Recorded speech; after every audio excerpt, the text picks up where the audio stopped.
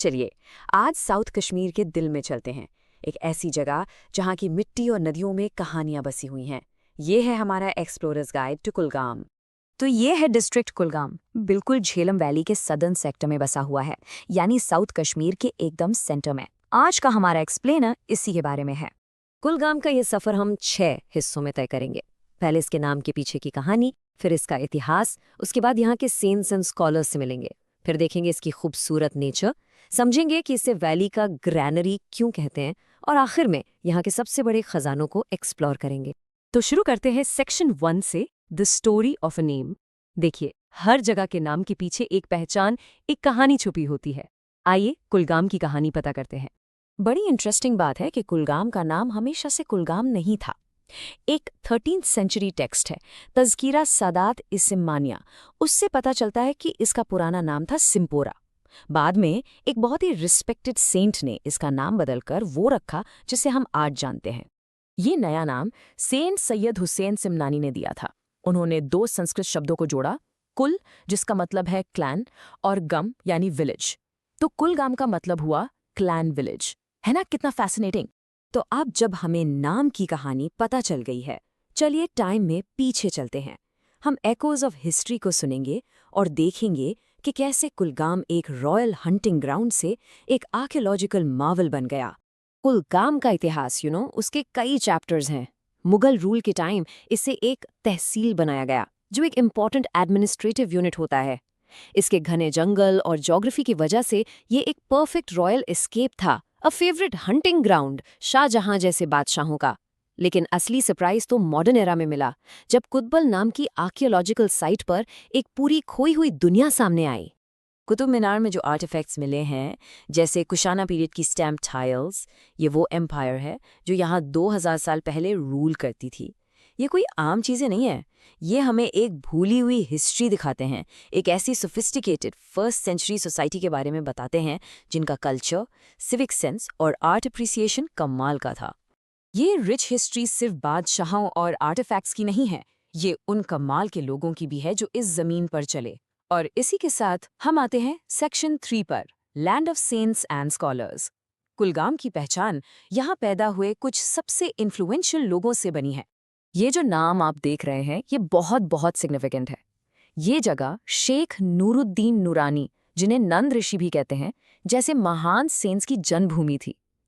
और सेंट्स के अलावा भी ये पोएट फिलोसोफर अल्लामा इकबाल के फोरफादर्स और जवाहरलाल नेहरू के एंसेस्टर्स का घर था। सोचिए, वो लोग जिन्होंने आगे चलकर मॉडर्न इंडिया को शेप किया। उनमें से शेख नूरुद्दीन यानी नंद ऋषि की एक खास जगह है। उन्हें अलमदारे कश्मीर के नाम से जाना जाता है। वो कश्मीर के पैट्रन सेंट हैं, जिन्हें मुस्लिम और हिंदू दोनों कम्युनिटीज पूरे दिल से मानती हैं।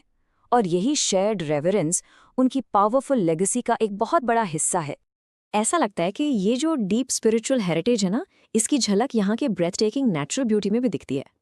तो चलिए सेक्शन 4 में चलते हैं, नेचर्स ब्रेथ टेकिंग कैनवस, जहाँ ताकतवर नदियाँ और शानदार वाटरफॉल्स पूरा लैंडस्केप बनाते हैं।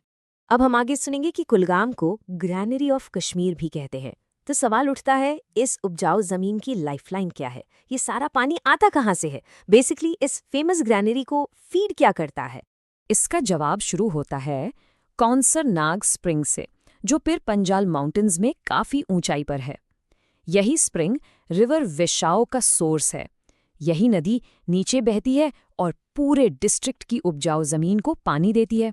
सच पूछो तो ये नदी ही कुलगाम की लाइफलाइन है। और अपने सफ़र के दौरान रिवर वेशाओ एक ऐसा नज़ारा बनाती है, इतना शानदार, कि उसे एक बहुत फेमस निकनेम मिला है। इसे कहते हैं द नायाग्रा ऑफ कश्मीर। और ये देखिए, अहरबल वाटरफॉल। रिवर वेशाओ पर ये 25 मीटर का झरना इतना ग्रैंड है कि आप समझ सकते हैं इसे ये निकनेम क्यों मिला। और इसकी रॉ पार को कॉम्प्लीमेंट करती है कौसार नाग लेक की शांत खूबसूरती। ये एक हाई एल्टीट्यूड ओलिगोट्रॉफिक लेक है, जिसका सीधा सा मतलब है कि ये बहुत ही गहरा, साफ और एकदम प्रिस्टीन है। तो साफ पानी और उपजाऊ जमीन का ये इनक्रेडिबल कॉम्बिनेशन कुलगाम को उसकी सबसे ज़रूरी पहचान देता है। और इसी के साथ हम आते हैं सेक्शन 5 पर, द वैलीज बाउंटिफुल ग्रैनरी, जो कश्मीर के लिए सस्टेनेंस का एक वाइटल सोर्स है। इसे ग्रैनरी ऑफ कश्मीर वैली के नाम से जाना जाता है। इसका मतलब ये पूरी वैली के लिए ब्रेड बास्केट का काम करता है, यानी रीजन के फूड सप्लाई के लिए एब्सोल्युटली वाइटल है। तो फर्टाइल ज़मीन में उगता क्या है? सबसे इम्पॉर्टेंट चावल यानी राइस, जो जम्मू एंड कश्मीर का स्टेपल फूड है। इसके अलावा कुलगम अपने हाई क्वालिटी एप्पल्स के लिए दुनिया भर में फेमस है। इट्स क्लियर कि राइस और एप्पल्स ही कुलगम की एग्रीकल्चरल इकोनॉमी की बैकबोन है। और अब हम पहुंच गए हैं अपने फाइनल सेक्शन में, सेक्शन 6, एक्सप्लोरिंग कुलगाम्स ट्रेजर्स। अगर आप खुद ये सफ़र करने निकलें तो वो कौन सी की डेस्टिनेशंस हैं जिन्हें आपको ज़रूर देखना चाहिए? तो ये रही एक चेकलिस्ट हर ट्रैवलर के लिए। आप अहारबल वाटरफॉल की रॉ पावर और कुसारनाक लेक की गहरी शांति दोनों एक्सपीरियंस कर सकते हैं। आप कुतबल में इतिहास के पन्ने पलट सकते हैं, फर्स्ट सेंचुरी की सिविलाइजेशन के निशान देख सकते हैं। और एक स्पिरिचुअल जर्नी के लिए यहाँ के सेंस की श्राइन्स आपको एक अलग ही प्रोफाउंड सुकून देंगे। तो कुलगाम सच में सेंस, एप्पल्स और एंशिएंट सीक्रेट्स की ज़मीन है। ये एक ऐसी जगह है जहाँ हर नदी एक कहानी सुनाती है और हर बाग में एक लेगेसी बसती है। और ये हमें सोचने पर मजबूर कर देता है कि और कौन से राज हैं जो अभी खुलने बाकी हैं। What more does Kulgam hold?